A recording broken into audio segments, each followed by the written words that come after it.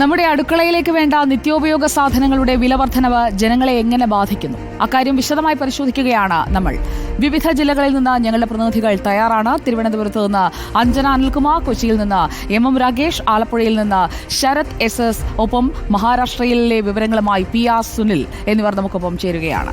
വിലക്കയറ്റം രൂക്ഷമായതോടെ സകല മേഖലയും പ്രതിസന്ധിയിലായി നിൽക്കുന്നതുകൊണ്ട് ആലപ്പുഴയിലെ ടൂറിസം സെക്ടറിലേക്കും നമ്മളൊന്ന് പോകും. നമുക്ക് ഓരോ ഇടങ്ങളിൽ നിന്ന് തുടങ്ങാം. തിരുവനന്തപുരത്ത് തന്നെ തുടങ്ങാമെന്ന് തോന്നുന്നു. Good evening Anjana Anilkumar. സാധനങ്ങളുടെ വിലയൊക്കെ സാധാരണ പോയി വാങ്ങാത്ത ആളാണെന്ന് എനിക്കറിയാം. എന്നാലും അവിടെയൊക്കെ ചെന്ന് പരിശോധിക്കുമ്പോൾ വിലക്കയറ്റം എത്രത്തോളം ബാധിക്കുന്നുണ്ട്, വില എത്രത്തോളം കയറിയിട്ടുണ്ട് അഞ്ജന?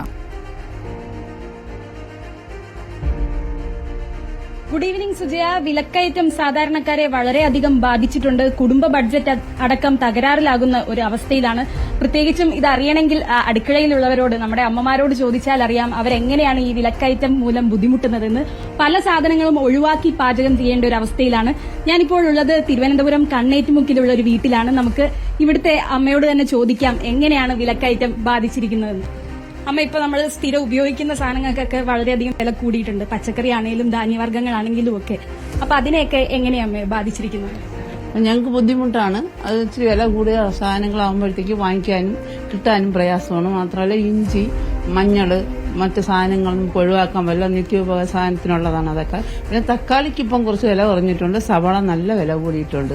ഇതൊക്കെ അഡ്ജസ്റ്റ് ചെയ്ത് ഞങ്ങൾ രണ്ടുപേരെ ഉള്ളുവെങ്കിലും ഞങ്ങൾക്ക് ഞങ്ങളുടെ പരിമിതിയിൽ ജീവിച്ചു പോകുന്നു. പക്ഷെ ഗവൺമെന്റിൽ ഇതെല്ലാം ഉണ്ടാക്കുന്നത്, വില കയറ്റുന്നതും എടുക്കുന്നതും ഒക്കെ നമുക്ക് കണ്ടതുപോലെ ഞങ്ങൾ ജീവിക്കുന്നു എന്നേ പറയാൻ പറ്റുള്ളൂ. ഇപ്പൊ ഏറ്റവും കൂടുതൽ കൂടിയിരിക്കുന്നത് വെളുത്തുള്ളിക്കാണ്. അപ്പോൾ വെളുത്തുള്ളിക്ക് അപ്പോൾ ഒഴിവാക്കിയിട്ടുണ്ടോ? വെളുത്തുള്ളി ഒഴിവാക്കില്ല, അത് വാങ്ങിച്ചേ പറ്റുള്ളൂ. അത് അത്യാവശ്യമാണ്. വെളുത്തുള്ളി ഞങ്ങളുടെ നിത്യജീവിതത്തിന് അസുഖക്കാരാകുമ്പോൾ ഇഞ്ചി, വെളുത്തുള്ളി, മഞ്ഞൾ ഞങ്ങൾക്ക് ആവശ്യമാണ്. അത് എത്ര വില കുറഞ്ഞാലും കൂടിയാലും ഞങ്ങൾക്ക് വാങ്ങിക്കാൻ പറ്റില്ല. അത് വാങ്ങിക്കണമുണ്ട്. അത് കുറച്ച് വില കുറച്ച് തന്നാൽ ഞങ്ങളെപ്പോലുള്ളവർ ജീവിച്ചു പോകും എന്നതേ ഉള്ളൂ. അപ്പൊ അതാണ് അവസ്ഥ. അപ്പൊ ഇപ്പൊ ഇവിടെ എന്തൊക്കെയാ പാചകം ചെയ്യുന്നത്? എന്തെങ്കിലും ഒഴിവാക്കിയിട്ടുണ്ടോ? ഉള്ളിക്കറിയൊക്കെ ഒഴിവാക്കിയിട്ടുണ്ടാവും. ഉള്ളിക്കറി അങ്ങനെ ഉള്ളി എല്ലാത്തിനും വേണം. എല്ലാ സാധനങ്ങൾക്കും ഉള്ളി ഇല്ലാണ്ട് പറ്റില്ല.